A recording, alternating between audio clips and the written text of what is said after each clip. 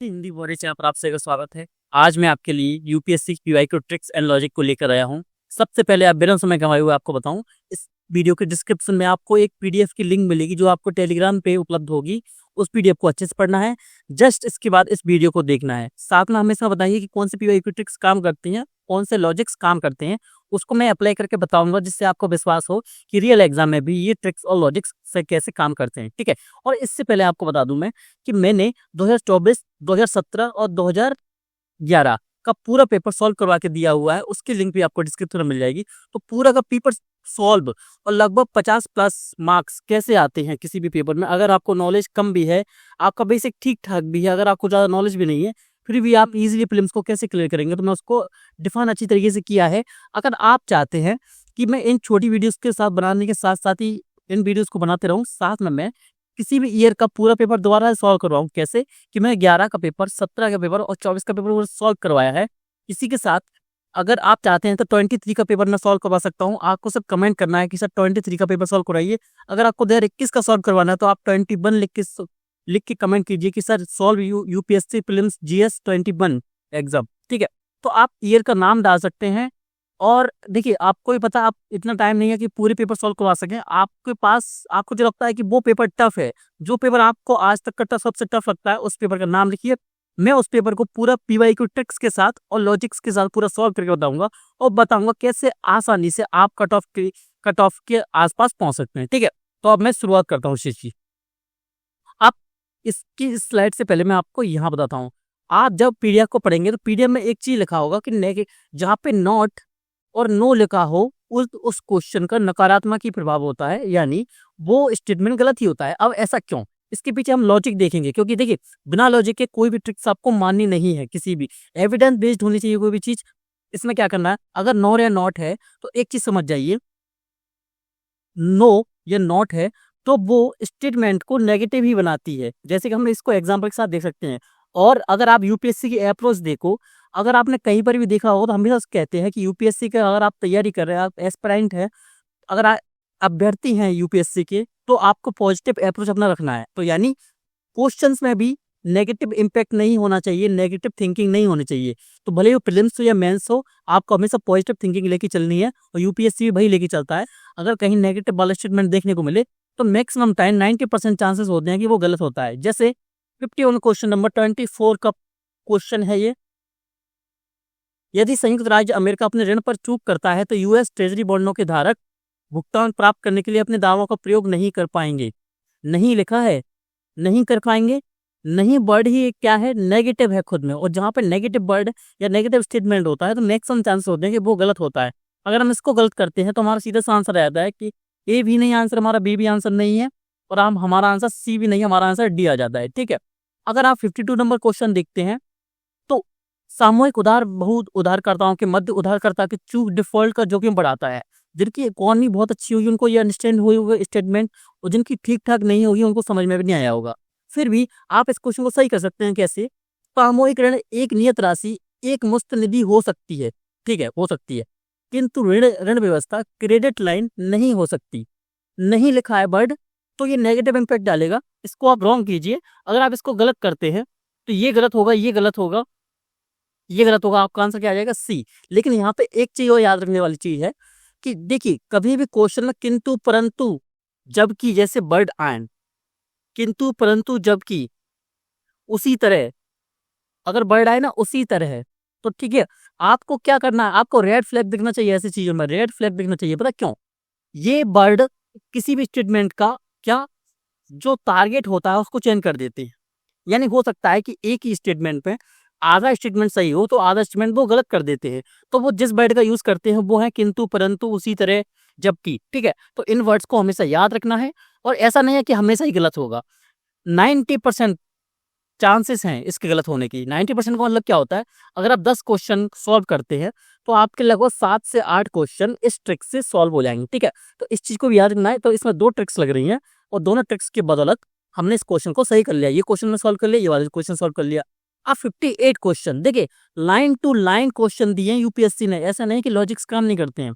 उपनिषदों में कोई भी नीति कथा नहीं है जहां पे नहीं या नो है, नो या नॉट, तो वो क्या है, नेगेटिव। इसको एलिमिनेट किया सीधा सा आंसर क्या आ गया, बी। क्यों? अब इसमें सेकंड लॉजिक क्या लगता है, इसमें अगर ट्रिक लगा दी तो वो है ट्रिक नहीं वाली। अगर इसमें हम लॉजिक लगाएंगे तो लॉजिक वो ये लगता है, क्या जो एग्जामिनर है, आप सभी को पता होगा 108 उपनिषद है, क्या जो एग्जामिनर है उसने 108 उपनिषद पढ़ लिए होंगे? अगर उसने नहीं, अगर आप बोलेंगे सर ऐसा नहीं हो, ऐसा ही होगा कि नहीं पढ़ पाए होंगे, क्योंकि सर 108 उपनिषद बहुत ज्यादा होते हैं, ठीक है। अब एग्जामिनर इकोनॉमी पढ़ेगा या पॉलिटी पढ़ेगा या हिस्ट्री पढ़ेगा या मध्यकाल पढ़ेगा, मध्यकाल में सल्तनत काल पढ़ेगा, मोल काल पढ़ेगा, तो क्या क्या पढ़ेगा? तो उपनिषदों के पढ़ने के लिए उसके पास टाइम है नहीं है। तो अगर उसने पढ़ा नहीं है तो उसको कैसे पता उसमें नीति कथा नहीं है? अगर एक भी नीति कथा मिल गई हमको तो हम केस ठोक देंगे ना सुप्रीम कोर्ट में। अगर ये स्टेटमेंट अगर वो सही देता है यूपीएससी के नहीं है कोई, तो हम केस ठोक देंगे सीधा सुप्रीम कोर्ट में जाके, ठीक है। ये रखा आपके सामने, ये नीति कथा इसमें दी हुई है, ठीक है। तो मैक्सिमम चांसेस होते हैं, अब देखिए 108 उपनिषद हैं, इतने बड़े बड़े उपनिषद होते हैं, तो कहीं पे भी छोटा सा पैराग्राफ तो हमको देखने को मिल सकता है ना नीति कथा का, तो ये आपका गलत हो जाता है, ठीक है। सेकंड आंसर आपका सही हो जाता है। अब उपनिषदों की रचना पुराणों से पहले हुई थी। हमको पुराणों में मौर्य साम्राज्य का भी देखने को मिलता है। क्या?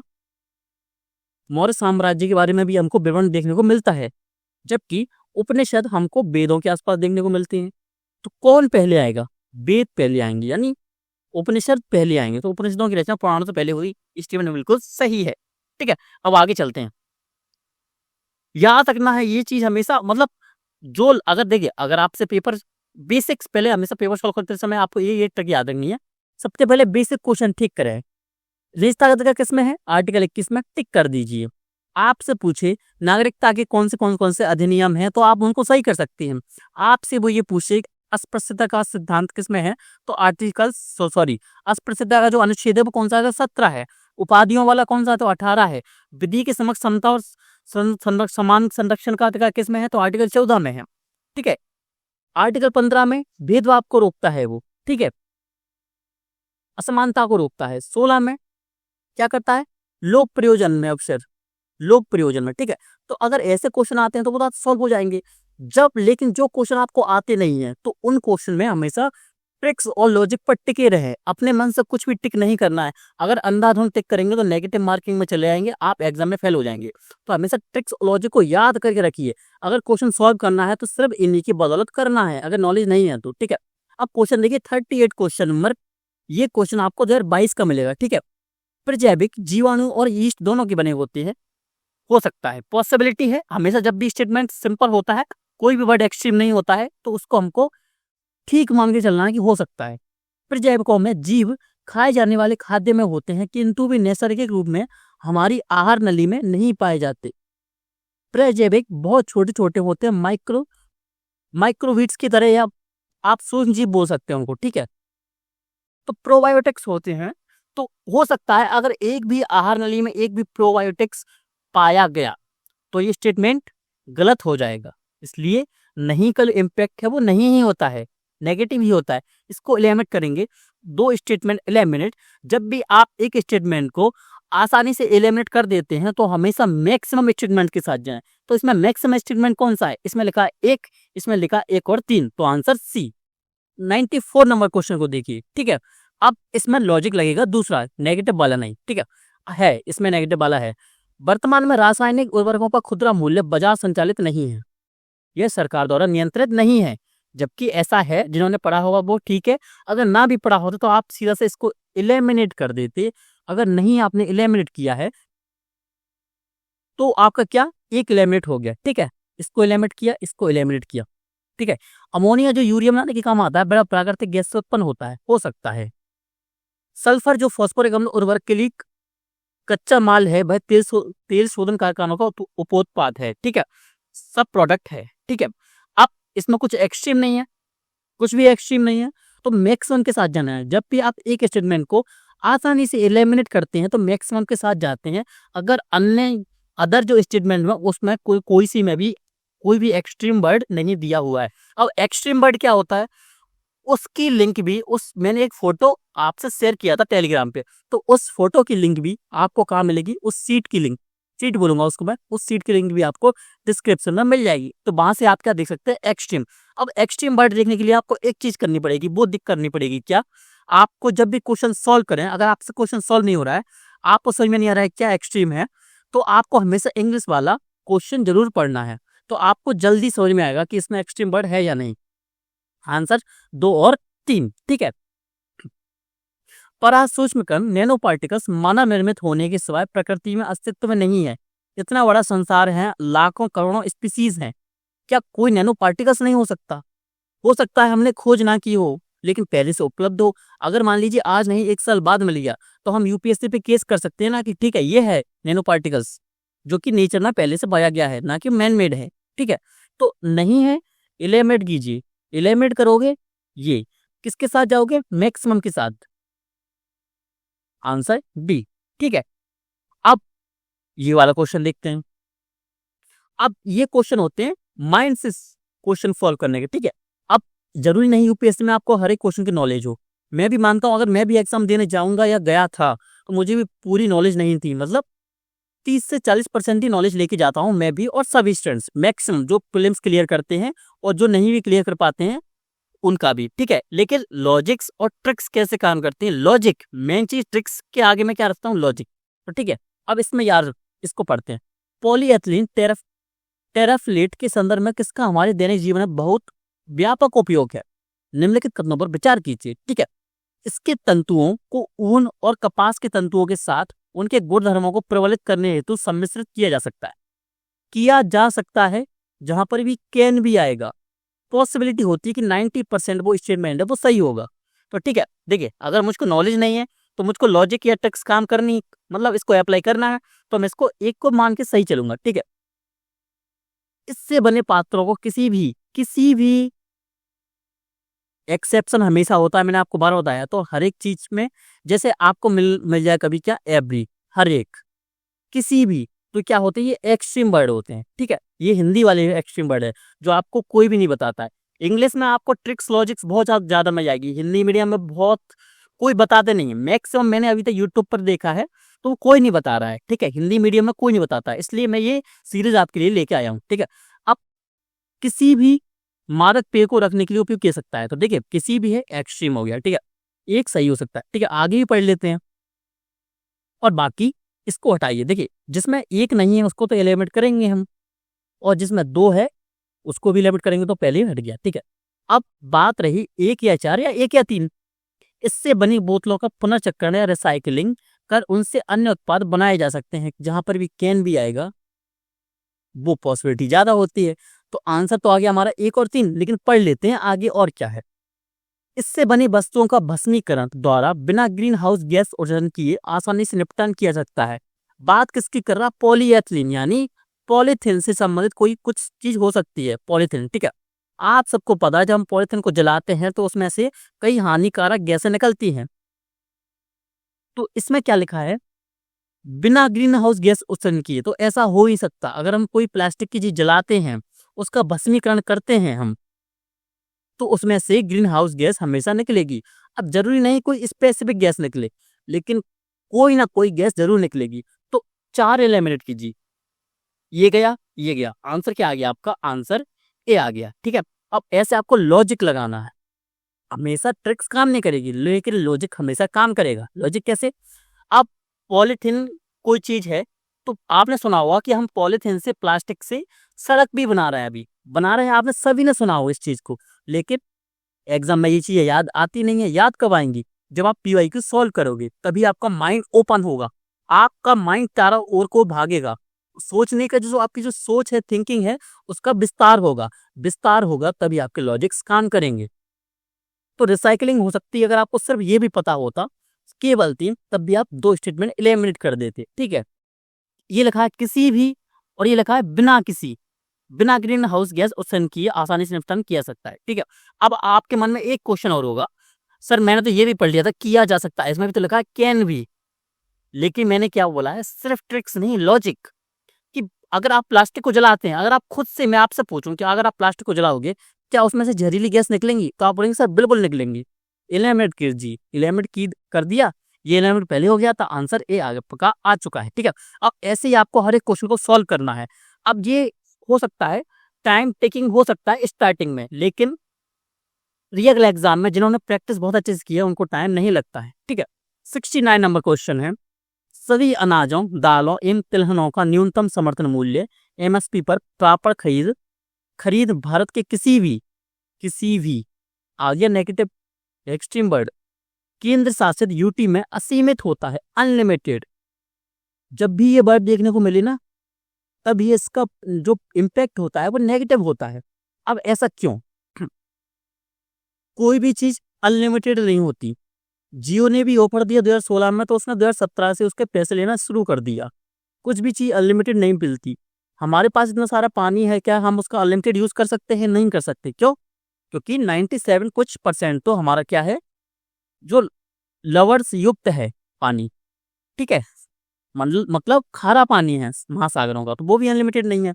हमारे पास हवा भी अनलिमिटेड नहीं है।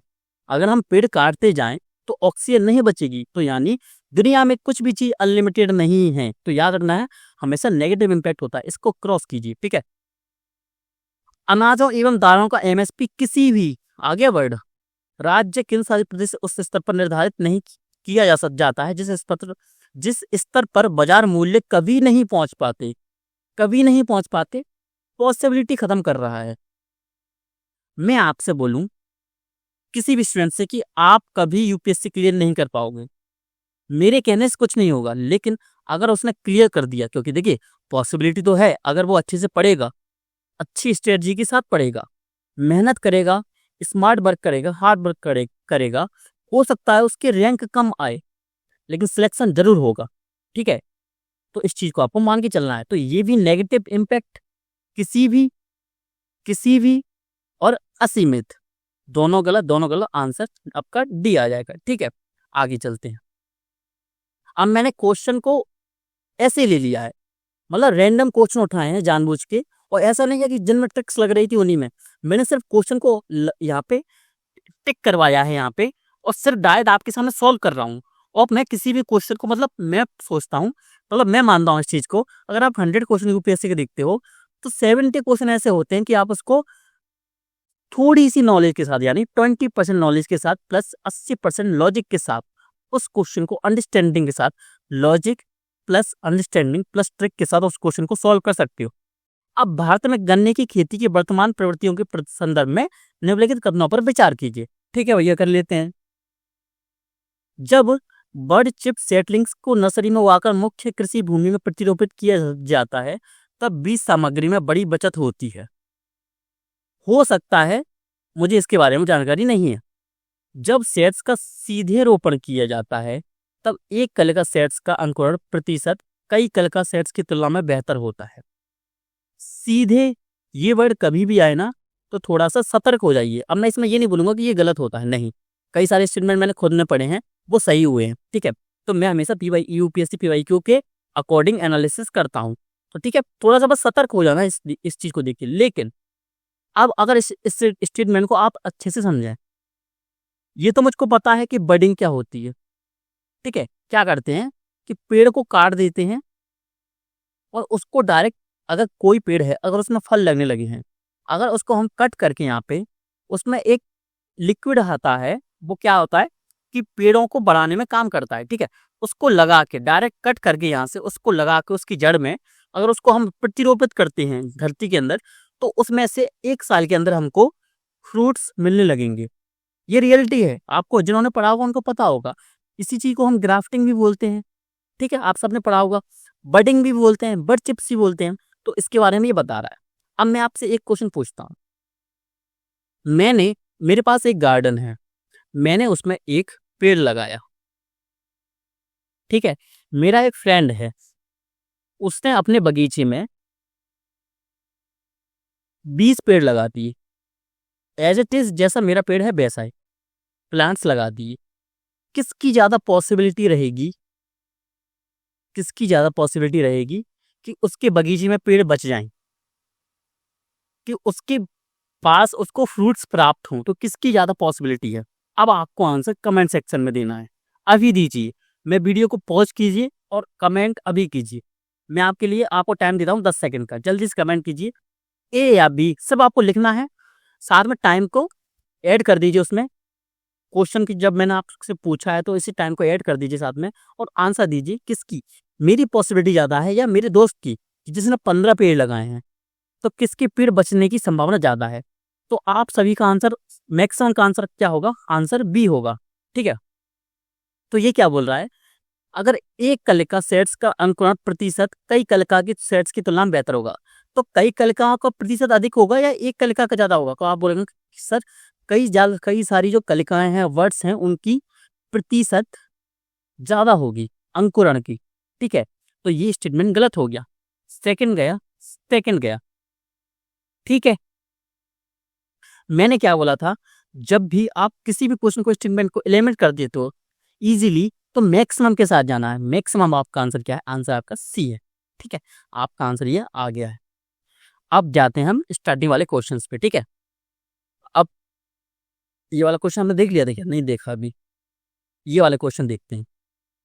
अब हमेशा याद रखिए, जब भी एक स्टेटमेंट में दो क्वेश्चन हो, सॉरी एक ही स्टेटमेंट में दो स्टेटमेंट को उसने ऐड किया हो, तो वो मैक्सिमम टाइम पे गलत होने की संभावना होते हैं। अब मैं इसमें परसेंटेज नहीं दूंगा, ये हमेशा लॉजिक के साथ होता है। ठीक है, सरकार आईआईवीज मुद्रास्फीति संलग्न बॉन्ड इन्फ्लेशन इंडेक्सेड बॉन्ड्स आईआईवीज के क्या लाभ हैं। दरों को कम कर सकती है, ऋण ग्रहण पर कूपन दरों को कम कर सकती है, कैन भी हो सकता है। आईआईवीज निवेशकों को मुद्रास्फीति के बारे में अनिश्चितता से सुरक्षा प्रदान करती है। अब ये सही है क्या नहीं है, इसको मैंने यहीं से सही कर दिया। अगर मुद्रास्फीति सहलग्न है, यानी अगर मैं आपको एक क्या दे रहा हूँ, एक पैकेट दे रहा हूँ, मान लीजिए एक बुक दे रहा हूँ, मैं आपसे बोलता हूँ कि ये अभी मुझे पैसे दे दीजिए, कितने, 500 रुपए। अगर ये महंगी भी हो जाती है तो मैं इसको महंगा खरीद लूंगा। ठीक है, महंगा क्यों खरीद लूंगा आपसे, क्यों, अगर आप 500 रुपये मुझे नहीं देते, तो अगर आप उस 500 रुपये की सब्जी लाते, तो हो सकता था आपको उस टाइम पे 10 किलो आलू मिल जाते। लेकिन जब मैं आपको अगर 500 रुपये ही वापस करूंगा 1 साल बाद, तो हो सकता है आलू महंगे हो गए, अब वो 60 रुपये किलो हो गए, तो आपको 10 किलो आलू की जगह 600 रुपये चुकाने पड़ते हैं।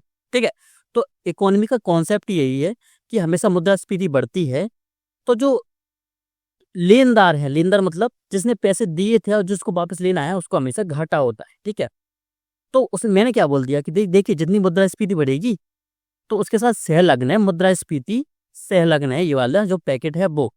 ठीक है, तो महंगा बेचेगा तो मैं महंगा ले लूंगा। तो मुद्रास्फीति के बारे में अनिश्चितता सुरक्षा प्रदान करेगी क्या, नाम में ही उपस्थित है। ठीक है, ये चीज तो ये सही है, ये सही है।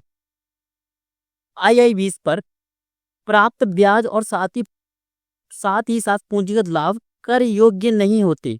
हमेशा ध्यान रखिए, जब भी ऐसा वर्ड आता है साथ ही साथ, या इसके ये मतलब एक ही स्टेटमेंट में जब दो क्वेश्चन होते हैं, दो स्टेटमेंट होते हैं, तो मैक्सिमम टाइम पे गलत होता है। तो यहाँ पे तो नहीं लिखा है, तो नेगेटिव इम्पैक्ट ये गलत कीजिए, ये गलत हो गया, ये गलत हो गया, आंसर ए आ गया। ठीक है, अब बात आई ये दो स्टेटमेंट आपको यहाँ पे देखने को मिलेंगे। इनवेट्स में जमा डिपॉजिट से हुई ब्याज की आय जो उनकी निवेशकों में वितरित की जाती है, कर से छूट प्राप्त है, किंतु लाभांश कर योग्य है। मैंने क्या बोला, किंतु परंतु, जबकि जहां वर्ड आए वो नेगेटिव इम्पैक्ट छोड़ता है। और एक स्टेटमेंट में डबल स्टेटमेंट होते हैं, तो मैक्सिमम टाइम पॉसिबिलिटी होती है उस चीज की गलत होने की। तो इसको गलत किया मैंने, और इसको जैसे गलत करता हूँ, ए गया, बी गया, और आपका सी गया, आंसर क्या आ गया, आपका डी आ गया। और देखिए मजे की बात यह है कि ये क्वेश्चंस की जो प्रवृत्ति है वो बढ़ रही है। यूपीएससी में क्वेश्चन ऐसे पूछे जा रहे हैं कि कथन 1, कथन 2, और आपके ये वाले आपके स्टेटमेंट सॉरी ऑप्शंस आपसे पूछे जा रहे हैं। तो इन ऑप्शंस में आपको बहुत ज्यादा फायदा है। अगर आप एक भी स्टेटमेंट को एलिमिनेट कर देते हो, भले वो एक हो या दो हो, तो आप आसानी से इजीली बिना दूसरे स्टेटमेंट को जाने हुए इस क्वेश्चन को सॉल्व कर सकते हो। ठीक है, अब यहाँ पे आते हैं, सरकारी विधि अधिकारियों विधिक फर्म अधिवक्ता के रूप में मान्यता प्राप्त है, किंतु कॉर्पोरेट वकील और पेटेंट न्यायवादी अधिवक्ता की मान्यता से बाहर रखे गए। किंतु परंतु विधिक परिषदों को विधिक शिक्षा और विधि महाविद्यालयों की मान्यता के बारे में नियमित अधिकृत करने की शक्ति है। हो सकता है, पॉसिबिलिटी है, कोई भी एक्शन वर्ड है इसमें नहीं है, आंसर बी। ठीक है, नेक्स्ट क्वेश्चन चलते। कार्बन नैनोट्यूबों के संदर्भ में निम्नलिखित कथनों पर विचार कीजिए। कार्बन नैनोट्यूब से मैं क्या समझता हूँ, कुछ छोटे छोटे ट्यूब्स होंगे जो कार्बन के बने होंगे, और नैनो का मतलब क्या होता है, बहुत छोटे होंगे। ठीक है, इतनी तो नॉलेज सबको होती है। अब आगे देख सकते हैं, इनको मानव शरीर में औषधियों और प्रतिजनों के बहाव के रूप में प्रयोग किया जा सकता है। पता नहीं है, आगे देखते हैं। इनको मानव शरीर के क्षतिग्रस्त भाग के लिए कृत्रिम रक्त केशिकाओं के रूप में बनाया जा सकता है। रक्त केशिकाओं यानी हमारी जो नस होती हैं, धमनियां, नस और धमनी। ठीक है, इनका जैव रासायनिक संवेदकों के रूप में उपयोग किया जा सकता है। कार्बन नैनोट्यूब जैव निम्नीकरण होती हैं, बायोडिग्रेडेबल होती हैं, बायोडिग्रेड हो जाती हैं। आप सबको पता है बायोडिग्रेड का मतलब क्या होता है, अपघटन हो जाता है इनका। अपघटन होना मतलब जैव निम्नीकरणीय, कि मान लीजिए जो प्लास्टिक होती है वो क्या होती है, जैव निम्नीकरणीय नहीं होती है। ठीक है, अजैव अजैव निम्नीकरणीय होती है। ठीक है, प्लास्टिक होती है। लेकिन अगर आप किसी ह्यूमस को देखो, पत्तियों को देखो, पेड़ पौधों की जो पत्तियां हैं, अपशिष्ट पदार्थ होते हैं, जो अपशिष्ट पदार्थ होते हैं, कैसे जैविक अपशिष्ट पदार्थ होते हैं, वो क्या होते हैं, वो बायोडिग्रेड हो जाते हैं। ठीक है, अब यहाँ पे एक लॉजिक लगेगा। अगर मान लीजिए कार्बन नैनोट्यूब बायोडिग्रेड है, यानी इनका अपघटन हो जाता है, अगर अपघटन या बायोडिग्रेड ये हो जाती हैं, तो अगर हम इसके लिए कृत्रिम रक्त केशिकाओं को बनाएंगे तो शरीर के अंदर तो ये बायोडिग्रेड हो जाएंगी, फिर तो और घाटा है, शरीर को नुकसान पहुंच सकता है। लॉजिक लग रहा है ना इसमें। मान लीजिए मेरे पास एक क्या नहीं है, ब्लड सेल्स नहीं है। इन्होंने क्या किया, कार्बन नैनोट्यूब का क्या बनाई, ब्लड सेल्स बना दी। ठीक है, ब्लड सेल्स बना दी, लेकिन वो क्या बायोडिग्रेड ही हो गई शरीर के अंदर। तो मेरे को ये समझ में आ गया, दो या तो दो सही है या तो चार सही है, दोनों साथ में सही नहीं हो सकते। ठीक है, तो दो और चार जहाँ पे सही है उसको गलत कर दीजिए। मैंने बोला था जब भी आप किसी स्टेटमेंट को, जब भी आप एक स्टेटमेंट को एक स्टेटमेंट के द्वारा इलिमिनेट कर देते हो तो मैक्सिमम के साथ जाना है। अगर कुछ बचा हुआ है तो मैक्सिमम बचा क्या है, सी। आंसर आ गया। ठीक है, सिर्फ अब आपको बताना है, आपको क्वेश्चन ऐसे ही रैंडम क्वेश्चन सॉल्व करवाऊं या ई रिवाइज करवाऊं, आपको सिर्फ कमेंट करना है। और आपको लॉजिक्स कितने काम आए, और आप देख सकते हैं अभी क्या 2024 की वीडियो देखिए, 2011 की वीडियो देखिए और 2017 की वीडियो देखिए। ठीक है, मैं ये बोल रहा हूँ कि अगर आपकी तैयारी बहुत कम है, आप बोल रहे हैं सर मेरा करंट अफेयर्स तैयार नहीं है, मैं बोलूँगा नो प्रॉब्लम। सर मेरा बेसिक बहुत स्ट्रांग नहीं है, मुझे ज़्यादा फैक्ट्स याद नहीं है, मैं बोलूँगा नो प्रॉब्लम। आप बोलेंगे सर मेरी तैयारी अच्छी नहीं, क्योंकि मैं थोड़ा बीमार हो गया था, कुछ प्रॉब्लम्स आ गई थी, सिचुएशन ऐसी थी सर कि आपकी मेरी परिस्थितियाँ ऐसी बन गई थी कि मतलब मैं पढ़ नहीं पाया, तो मैं बोलूँगा नो प्रॉब्लम। ट्रिक्स और लॉजिक्स पर विश्वास रखिए, और ट्रिक्स से ज़्यादा लॉजिक पर। ठीक है, ऐसे ही लॉजिक काम करेगा रियल एग्जाम में।